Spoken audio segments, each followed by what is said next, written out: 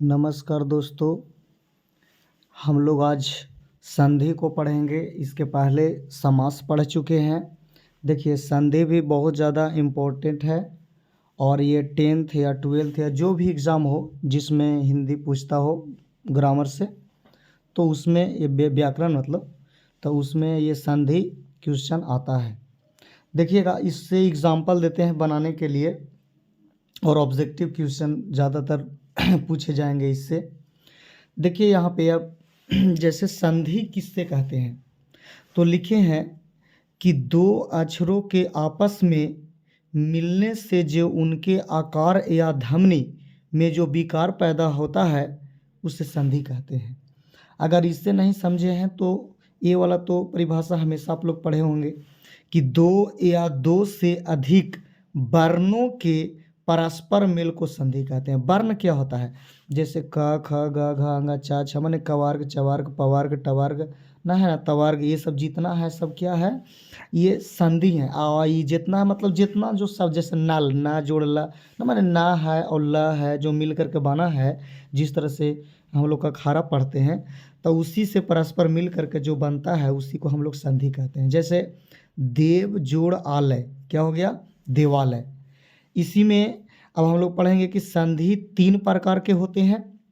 पहला होता है स्वर संधि, दूसरा होता है व्यंजन संधि और तीसरा होता है विसर्ग संधि। तो हम लोग स्वर संधि को जानेंगे। स्वर जानने से पहले स्वर के मतलब समझिए कि स्वर उसको कहते हैं जो आ ई माने आ ई में के टोटल जितना है वर्ण जितना आएंगे उसमें ये सब हो जाएंगे स्वर संधि में। ठीक है, देखिए स्वर संधि के परिभाषा लिखा है, स्वर के साथ स्वर के मेल से जो विकार होता है उसे स्वर संधि कहते हैं। जैसे देव जोड़ आलय, देवालय। देखिए आ है यहाँ पे, यहाँ देवा वा में आ आया कि नहीं, तो आ जोड़ आ हो गया तो देवालय। अब हम लोग जानेंगे व्यंजन संधि। व्यंजन संधि क्या है ना? जिन दो ध्वनियों में पहली व्यंजन हो और दूसरी स्वर हो तो उसे व्यंजन संधि कहेंगे। देखिए व्यंजन केकरा कहते हैं? जैसे स्वर के मतलब तो बता चुके, आ ई वाला जितना वर्ण है तब व्यंजन हो गया। कवार्ग चवार्ग पवार्ग टवार्ग ये सब व्यंजन हो गया ना। जैसे लिखे हैं जगत जोड़ ईस, देखिए ता है यहाँ पे व्यंजन हो गया ये, और ये दूसरी स्वर स्वर ई आ गया, जगत जोड़ ईस हो गया जगदीश। अब हम लोग पढ़ेंगे विसर्ग संधि। विसर्ग संधि क्या है?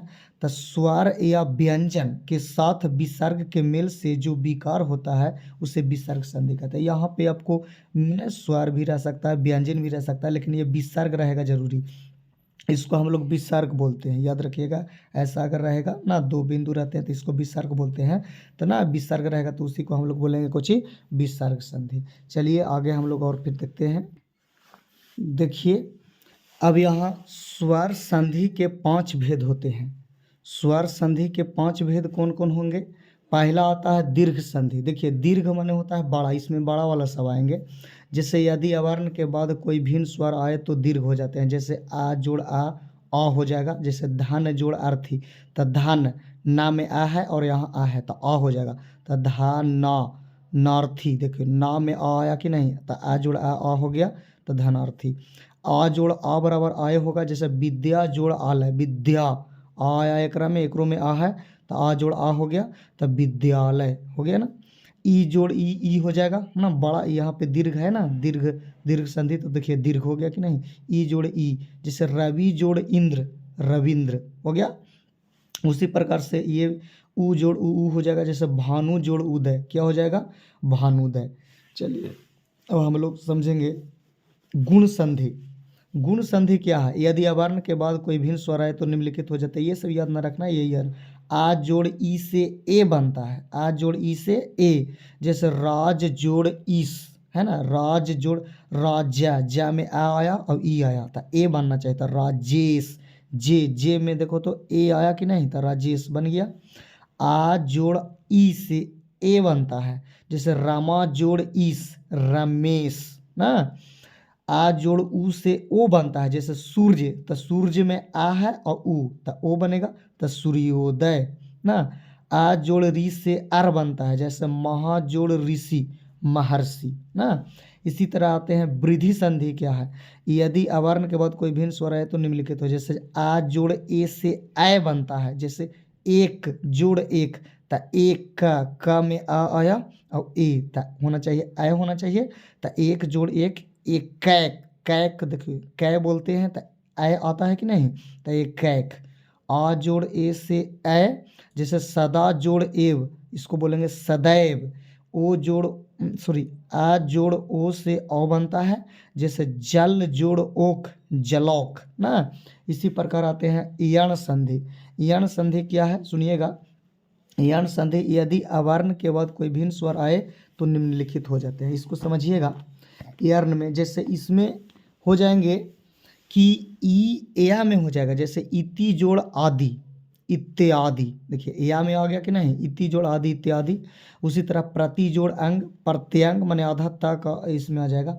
उ के उआ में जैसे सु जोड़ आगत, तो स्वागत ना, वह आ जा रहा है। लिरी, लिरी के ला में जैसे लिरी जोड़ आकृति, लाकृति ना। उसी प्रकार री के त्र में मातृ जोड़ आदेश, मात्रादेश ना। उसी प्रकार पांचवा आता है अयादि संधि ना। अयादि संधि क्या है, देखिए यदि अवर्ण के बाद भिन्न स्वर आए तो निम्नलिखित हो जाते हैं, जैसे ए के आय में जैसे ने जोड़ अन, याद रखिएगा VVI है, ए के आय में ने जोड़ अन, नायन, आय आया कि नहीं, नायन आय आ गया।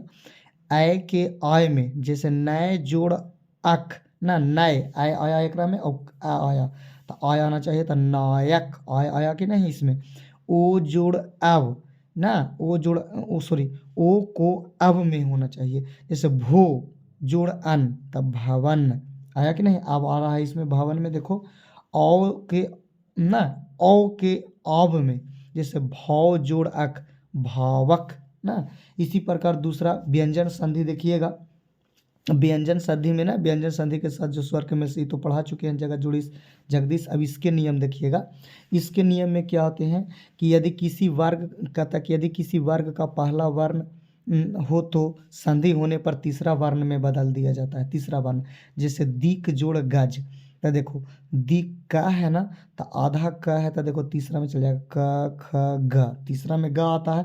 तो यही तो बोल रहा था कि किसी वर्ण का पहला वर्ण हो तो यह तीसरा में बदल जाएगा, जैसे दिक जोड़ गज, दिग्गज ना, दिक जोड़ अंबर, दिगंबर आ रहा है ना तीसरा में, देखो का के बदल दे रहा है। वाक जोड़ ईस, वागीस।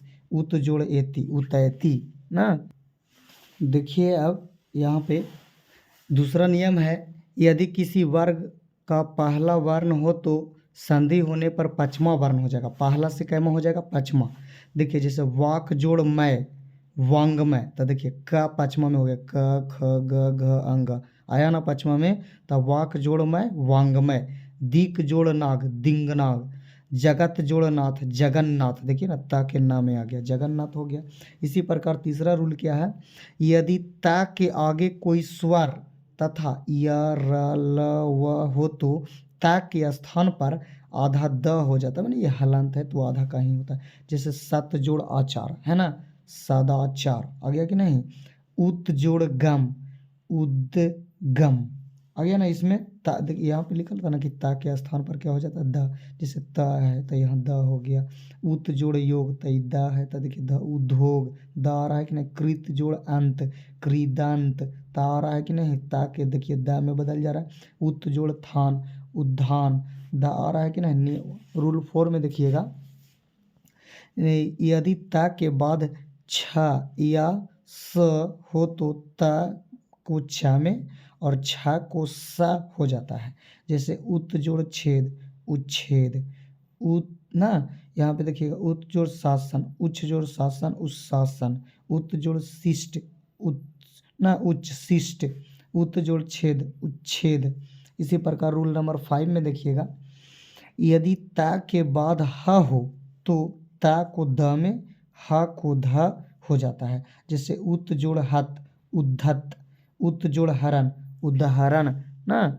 इसी प्रकार देखिएगा कि उत जोड़ हार, उद्धार आ गया कि नहीं। रूल नंबर 6 कहता है, यदि ता के बाद क, त, प या स हो तो ता संयुक्त हो जाता है, संयुक्त हो जाएगा, मिल जाएगा। जैसे उत जोड़ पाद, उत्पाद ना। सत जोड़ संग, सत्य संग।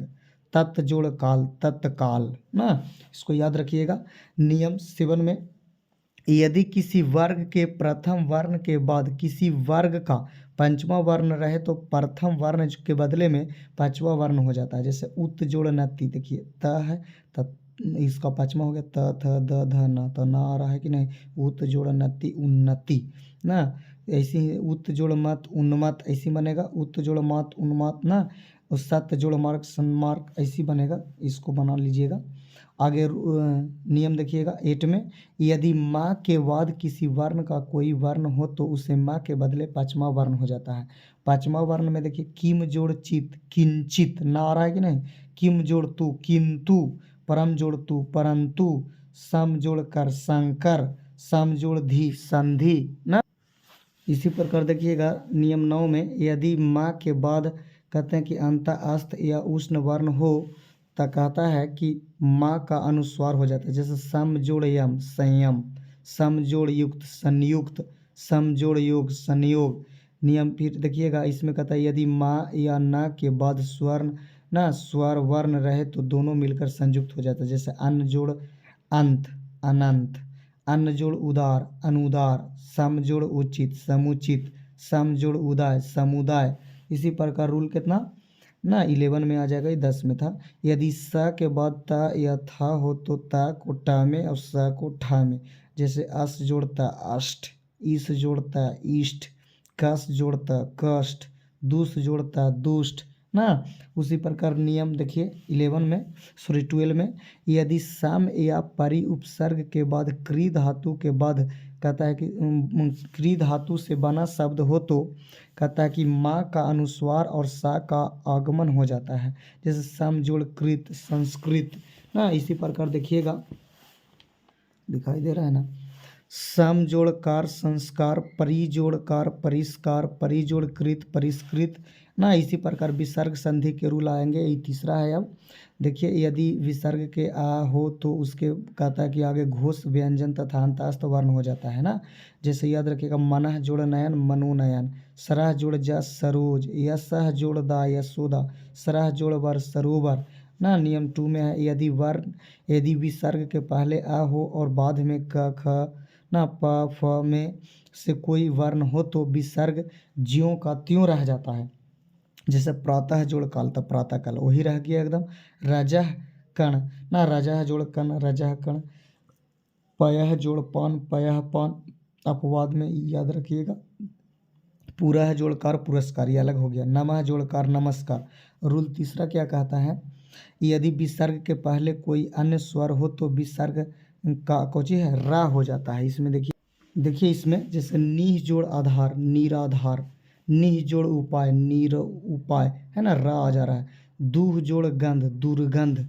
इसी प्रकार नियम 4 में है, यदि विसर्ग से के पहले ई या ऊ हो और आगे क प फ हो तो विसर्ग का स हो जाता है। जैसे निह जोड़ कपट निष्कपट, निह जोड़ पाप निष्पाप, निह जोड़ फल निष्फल ना। रूल देखिए 5 में, यदि विसर्ग के बाद च या छ हो तो विसर्ग का स हो जाता है और टा या ठ हो तो स हो जाता है। तथा कहता है कि स हो तो स, ये वाला स डंटी स हो जाता है। जैसे निह जोड़ चय निश्चय, निह जोड़ चल निश्चल, धनु जोड़ टंकार धनुष टंकार, निह जोड़ तार निस्तार ना। रूल 5-6 देखिए, यदि विसर्ग के बाद स ये तीनों स हो तो विसर्ग के स्थान पर कहता वही तीनों सा हो जाता है। जैसे ना ये वाला सा हो जाएगा डंटी सा। दुह जोड़ शासन दुशासन, निह जोड़ सार निस्सार ना। इसी प्रकार देखिए नियम 7 में, यदि ई या ऊ के बाद विसर्ग हो और उसके बाद र हो तो विसर्ग लुप्त हो जाता है ना, और व्यंजन कहता है दीर्घ हो जाता है। जैसे निह जोड़ रोग निरोग, निह जोड़ रब नीरव ना। तो ये हम लोग का संधि आज ख़त्म हो गया है। और वीडियो को लाइक करें अगर अच्छा लगता हो तो ना, और सब्सक्राइब करें। ठीक है, धन्यवाद। Thank you for watching this video.